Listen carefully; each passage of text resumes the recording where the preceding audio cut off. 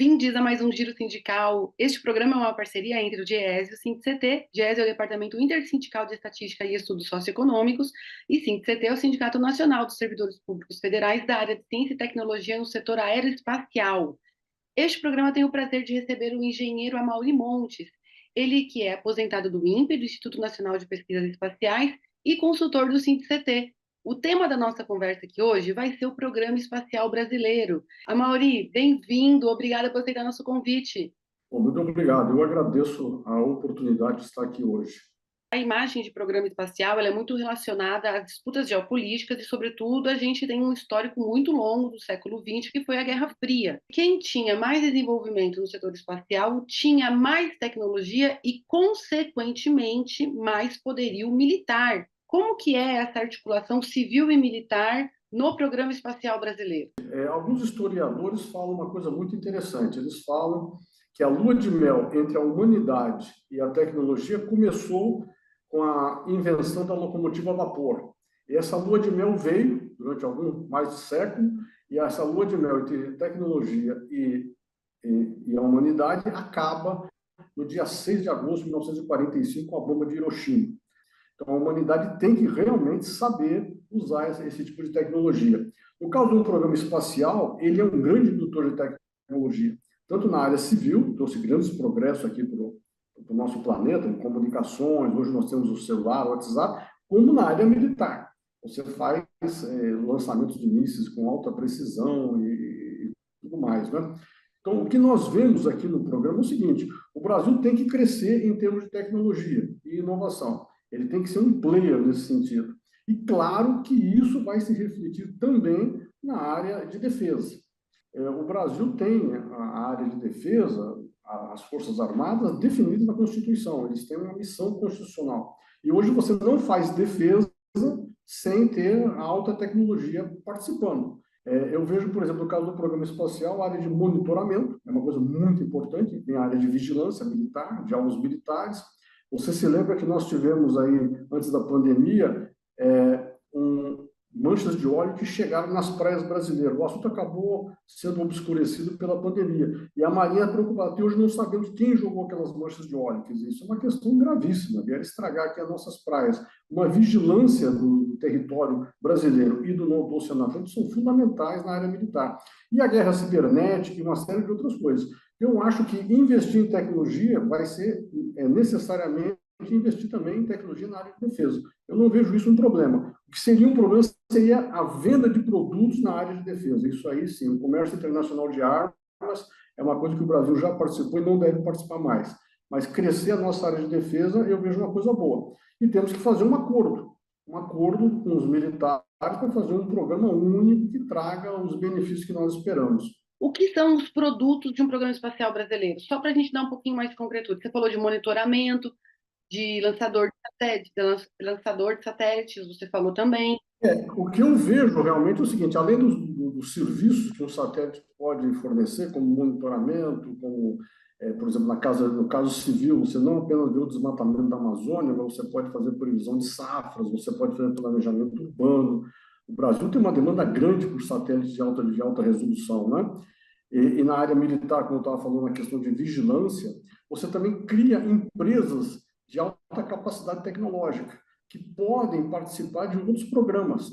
A gente chama isso de um spin-off interno à própria empresa. Por exemplo, uma empresa que atua no programa espacial pode dar uma boa resposta no programa nuclear, a área de controle, são um programa de alta criticidade. Ou outros, o próprio programa aeronáutico, fazendo equipamentos na área aeronáutica, inclusive a questão médica. Equipamentos médicos são equipamentos de alta criticidade. E o programa espacial você tem uma área de criticidade muito grande, alta qualidade e alta precisão do que você faz. Então, essas empresas podem atuar em vários setores, né, além do serviço prestado pelos satélites. No caso brasileiro, nós temos os satélites de monitoramento e os satélites de comunicação como os prioritários, né? Você também tem satélites de tipo GPS, que o Brasil não está pensando em desenvolver. Você teria outros tipos de satélites científicos também, que você pode mandar para fazer estudos da alta atmosfera, ou da Lua, ou da radiação solar, tudo mais, né? Esses são grandes produtos. O que eu vejo é a criação de empresas de alta complexidade tecnológica que pode atuar em vários setores que o Brasil precisa. O Giro Sindical volta já.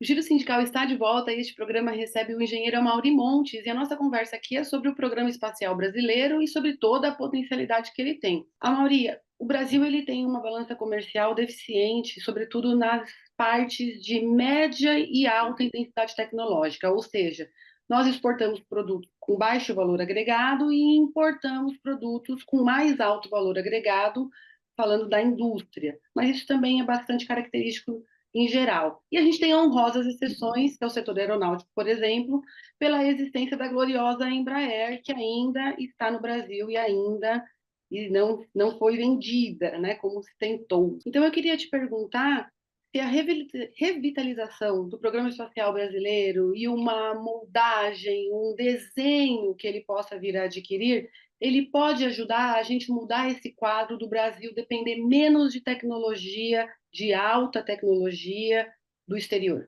Sem dúvida. Eu acho que o programa espacial é um daqueles programas que nós chamamos de indutor de alta tecnologia. Eu vejo isso aí o grande gol do programa espacial. Se nós quiséssemos apenas alguns satélites, talvez valesse a pena comprar esses satélites no exterior. Mas fazer os satélites, desenvolver essas empresas de alta tecnologia é extremamente importante. Você tocou num ponto muito importante. O Brasil não pode, com a dimensão desse país, deixar de ser um grande player internacional na área de média e alta tecnologia. Não pode querer ver só de commodities, produtos básicos, ou mesmo turismo. Tudo isso aí é muito importante. Mas o Brasil tem que necessariamente, não existe opção, ser um grande player no mercado de média e alta tecnologia. Tem que fazer um esforço monstruoso. Eu não vejo o país no futuro sem esse tipo de ganho. Agora, nós temos travas culturais, né? Nós temos umas travas estranhas. Eu lembro que nos anos 90, quando nós entramos em crise no Brasil, já na área de desenvolvimento, era pecado falar em desenvolvimento, a Embraer entrou em crise. A crise foi em todo São José dos Campos. Todos os setores de alta tecnologia sofrem quando você para o desenvolvimento. E eu me lembro que gente muito boa do INPE e tal, dizia, também é um país agrícola, tem que se meter em fazer avião. Pelo amor de Deus, o que é isso? Nós fazemos qualquer coisa. E, em 1969, o homem pisava na Lua, os americanos começavam o projeto do Jumbo 747 e nós criando aqui a Embraer com um turbo-hélice de 14 lugares. Podia parecer até ridículo. E hoje, essa Embraer dominou todo o mercado, inclusive o mercado americano. Olha que vender avião para os Estados Unidos é a coisa mais difícil que existe. Lá estão as maiores empresas aeronáuticas do mundo, as aeroespaciais de defesa gigantescas. E a Embraer dominou, inclusive, o mercado de jato executivo.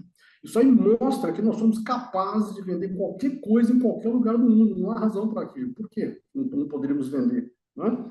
Então, mas muita trava cultural a Embraer teve que vencer para poder chegar nesse estágio. Eu vejo a Embraer um grande exemplo para que o Brasil precisa agregar em todos os seus produtos. Não é querer fechar as fronteiras e não é isso, mas é participar no processo de globalização como um grande player, não a reboque. Certo? Aí isso significa que nós poderemos ser um país com a nossa soberania, agregar valores aos produtos, é isso que eu vejo. Esse é o grande desafio que o Brasil precisa fazer. E, Amaury, você foi coordenador geral da Engenharia e Tecnologias do INPE em diferentes períodos entre 2005 e 2017. Durante a sua trajetória, houve o desenvolvimento de uma parceria com a China que construiu o satélite Sibers. Como foi essa experiência? E se essa experiência teve ganhos para o Brasil, se nós internalizamos ganhos para o Brasil e se isso afetou positivamente ou negativamente a nossa soberania?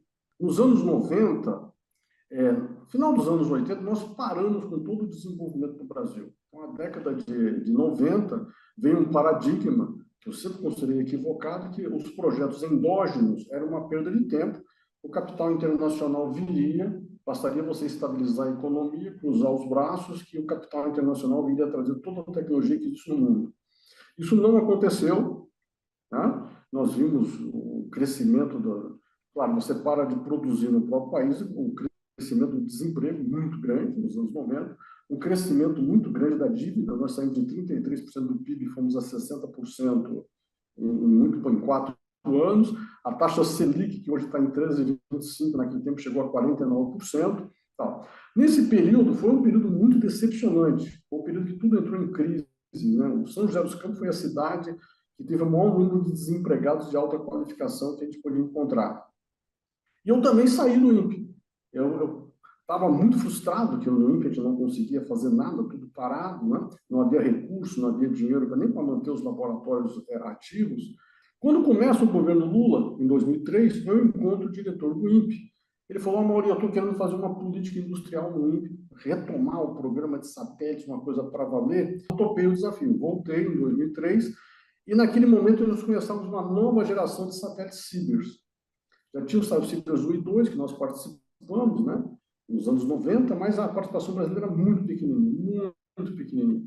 Era 30%, mas desses 30%, mais da metade nós compramos do exterior, então uma participação muito pequena, muito pequena. Aí o que nós fizemos? Eu voltei para o INPE e nós organizamos uma política industrial. 50% do satélite ficou a cargo do Brasil fazer e 50% da China. E os 50% a cargo do Brasil, que era a estrutura do satélite de 2 toneladas, nós só tínhamos feito estrutura de satélite de 150 quilos, que é o SCD, todo o sistema de potência, o painel do satélite, as 2 câmeras de imageamento, né? Nós nunca tínhamos feito câmera nenhuma no Brasil, foram feitas no Brasil, o sistema de transmissor de dados, o gravador do satélite, as antenas do satélite, e mais ainda, a China, que era encarregada de fazer os computadores, veio fazer os computadores na Omnicis, lá em São Bernardo. Então, nós fizemos todos os equipamentos no Brasil. Compramos os chips, os circuitos integrados, os componentes, que o Brasil é fraco na área de chips, espaciais mais ainda. Compramos componentes cola, MLI, conectores, essas partes, componentes que precisavam para fazer. Os vidros para fazer a ótica, mas tudo foi projetado no Brasil e construído pelas empresas nacionais. E nós fizemos um acompanhamento passo a passo. Para cada empresa que era contratada para fazer um subsistema, havia uma equipe no INPE, pelo menos umas 10 pessoas, que faziam um acompanhamento diário desse desenvolvimento. Então, toda a concepção foi feita, a engenharia de sistema foi feita pelo Brasil e China, e depois a parte nossa nós fizemos sozinhos, desenvolvemos todos os equipamentos, recebendo dessas empresas todos os equipamentos, integramos o satélite e lançamos. Então, nós estamos com o Cibers 4 funcionando desde 2014 em órbita, o 4A desde 2019, e o satélite Amazônia 1, que era um projeto que estava parado, surfou nessa onda dessa política industrial e ele foi colocado em 2021 em órbita da Terra também. Para você ter uma ideia da complexidade, essa câmera que nós fizemos aqui no Brasil, foi na Opto, lá em São Carlos, quando os chineses fizeram uma câmera dessa parecida nos anos 90, houve uma festa com a presença do primeiro-ministro lá na China. Era uma coisa, a China chegava num patamar muito alto, e nós chegamos nesse mesmo patamar alguns anos depois, que era um dos subsistemas. Eu achei assim, foi um exemplo fantástico. Foi exatamente essa política industrial que nós fizemos no primeiro mandato, segundo o governo Lula, que fez com que os estudantes viessem visitar o INPE, porque os estudantes acabaram sabendo, né? Aí, quando eu já estava no governo Dilma, começaram a chegar os ônibus aí das universidades, eles estavam muito orgulhosos do Brasil, e nós também ficamos. Um legado muito importante. Essa garotada, não só as empresas que foram criadas e essa capacidade que o Brasil tem de crescer, mas os estudantes perceberem que nós realmente podemos fazer grandes coisas. Fizemos o lançamento dos satélites. O primeiro satélite, o foguete, deu problema, então o Cibers 3 não entrou em órbita, né, com o caso do lançador chinês, mas o 4 foi feito em um ano, né, nós estávamos com tudo pronto, em um ano fizemos a integração do satélite lá na China, as equipes também trabalharam de domingo a domingo lá na China. Lançamos o Cibers 4, ele era para funcionar há 3 anos, 2014, era para parar de funcionar em 2017. E ele foi até, está funcionando até hoje. Depois o Cibers 4A com spare parts, foi feito o Cibers 4A, e o Amazônia, que usou uma câmera do Cibers que estava voando e fazendo imagem. Então, eu achei que isso aí foi excelente. Infelizmente, o país dá pouco valor a isso, mas a NASA colocou em seu site tudo que foi feito. Eu fiquei impressionado como a NASA deu valor a isso. Recebemos elogios da NASA, da Agência Espacial Europeia, até do Japão.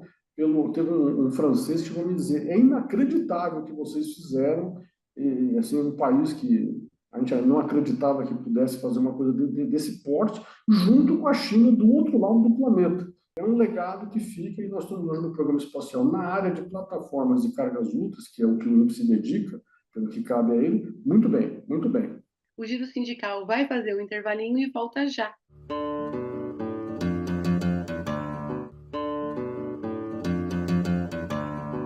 O Giro Sindical está de volta e este programa recebe o engenheiro Amaury Montes e a nossa conversa aqui é sobre o Programa Espacial Brasileiro. Hoje nós temos participando de ciência e tecnologia no Brasil as universidades, os institutos de pesquisa como o INPE, como o DCTA, que é o Departamento de Ciência e Tecnologia Aeroespacial, que também fica sediado em São José dos Campos, e o time do setor privado, que não é um grande lobo, não é um grande, vamos dizer assim, player quando se trata de investir em inovação, quando se trata de investir na sigla muito usada no meio empresarial, em P&D. Qual é o arranjo que você considera possível de continuar um programa espacial brasileiro que a gente possa colher frutos? No caso, por exemplo, da formação da Embraer, o projeto inicial, que foi feito do CTA nos anos 50, foi até um projeto feito pelos americanos, era primeiro você capacitar cada subsistema de um avião, e quando você dominasse um avião de ponta a ponta, aí sim você criaria uma integradora que seria a Embraer. Pelo que contam em alguns historiadores, a Embraer deveria ter sido criada em 1990. E aquela parte do DCTA que você tem quando você pega a antiga Tamoios ali, todo aquele terreno, você vê a pista, ali seriam criadas empresas do parque aeronáutico. O parque aeronáutico, quer dizer, empresas que criariam a parte de cada subsistema de um avião. O que aconteceu é que em 69 criaram a Embraer, fizeram o Bandeirante, e hoje a Embraer é bastante verticalizada e compra boa parte dos seus equipamentos no exterior, ela tem todo um modelo de negócios, é um sucesso. No programa espacial, nós seguimos outra diretriz. Nós tentamos criar empresas que fizessem partes do satélite, do programa espacial, da parte do INPE. E o INPE ficaria com o main contractor. Nós queríamos que um dia esse main contractor passasse para a iniciativa privada. Isso era o nosso plano.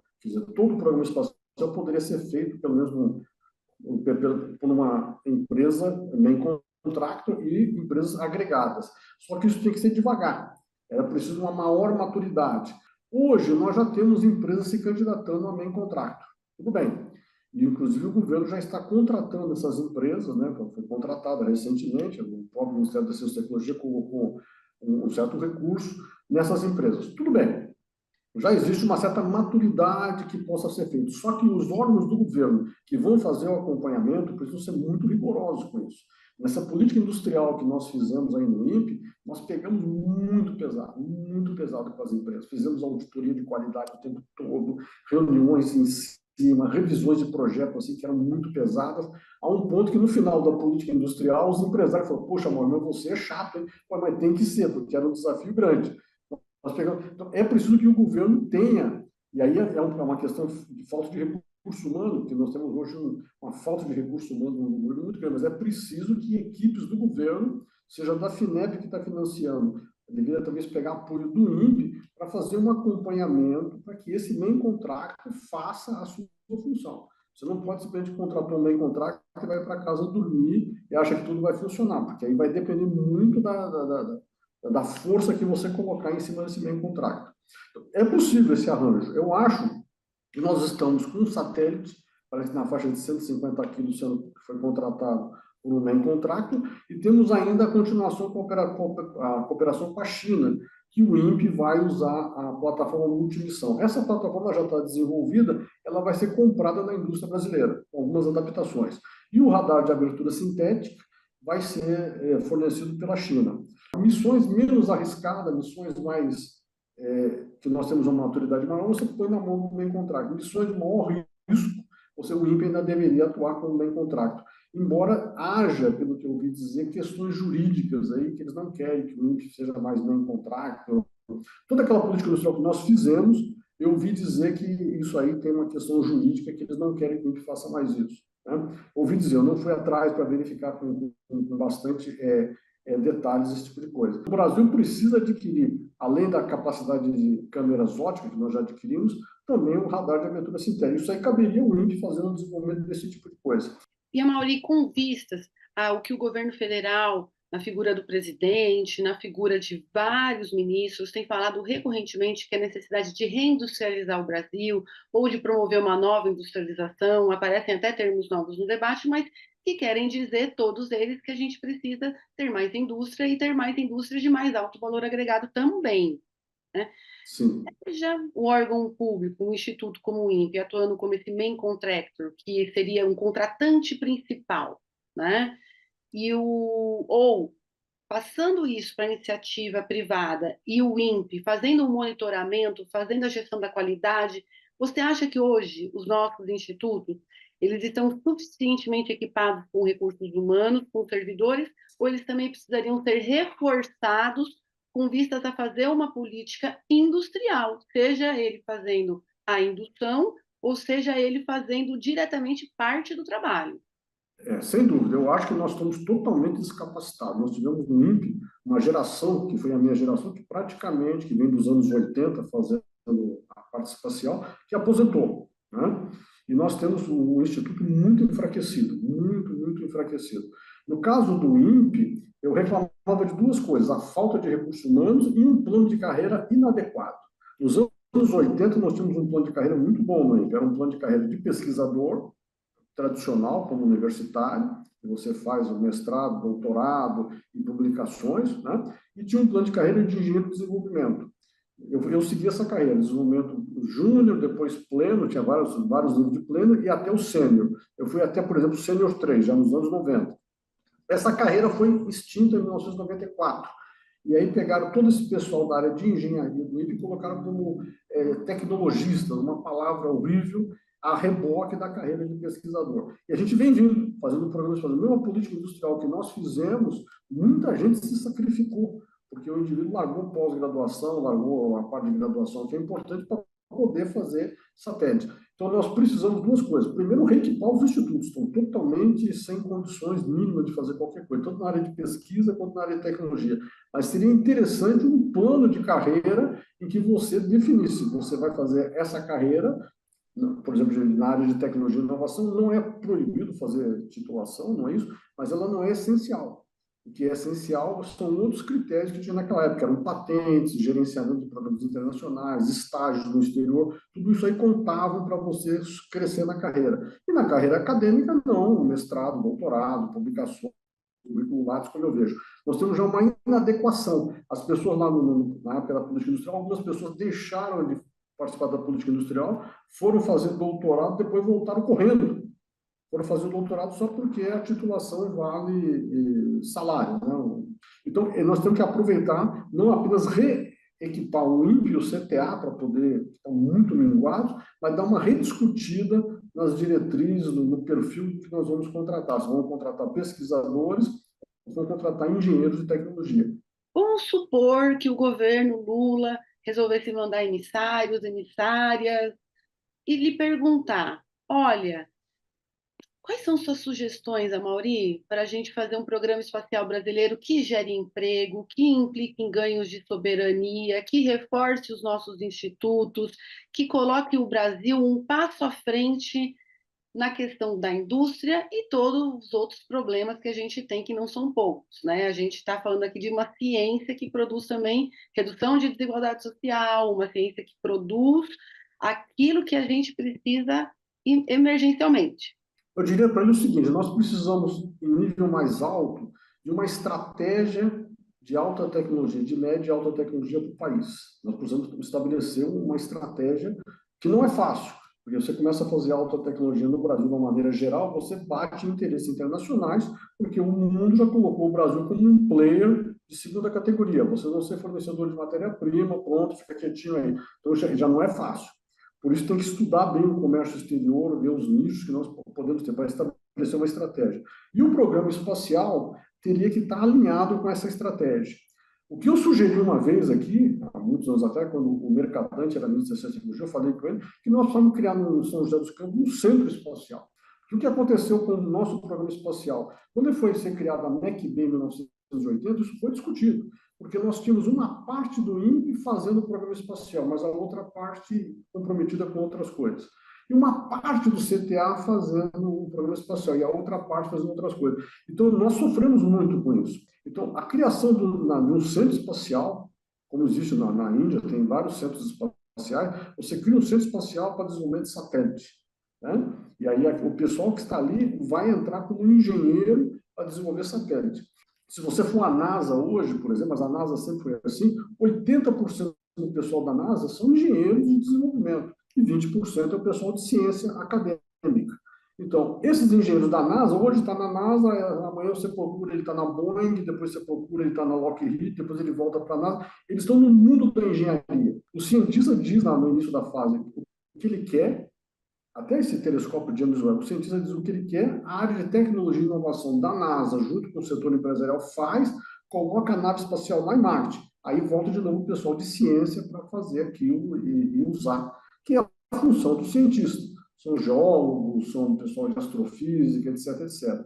Não é o cientista que faz a tecnologia e inovação, são perfis diferentes. 80% da NASA são engenheiros que estão na NASA hoje e você vai encontrar na Boeing amanhã. Então, nós tínhamos que ter um centro espacial no INPE, por exemplo, no São José dos Campos, e que o engenheiro desse centro espacial estaria hoje no centro espacial, amanhã você encontraria ele na Embraer, amanhã você encontraria ele na Vibraz, haveria uma circulação desse tipo de coisa. Assim que eu vejo. Isso seria um sonho, criar um centro espacial que agregasse realmente o programa espacial nesse centro. Poderia ter dois centros, um centro que na área de satélites e cargas úteis e o outro na área de lançadores. Mas aí um centro com engenheiros focados no desenvolvimento, projeto. Dentro do INPE, é um departamento do INPE que está fazendo o programa espacial. Mas tem outros departamentos fazendo outras coisas e disputando espaço. Então, não dá para um programa espacial ficar uma parte dentro de um instituto e uma outra parte dentro de outro instituto. Isso desagrega muito isso aí. Foi assim que evoluiu historicamente, mas nós sofremos muitas consequências disso. Eu falaria isso para o Lula, alinhar com um programa de alta tecnologia e criar um centro espacial aqui em São José dos Campos. Amaury, queria te agradecer demais pela sua presença aqui no programa. Eu que agradeço, então, a oportunidade de poder falar isso. Quem sabe o Lula escuta aqui o nosso, o nosso apelo. Obrigado.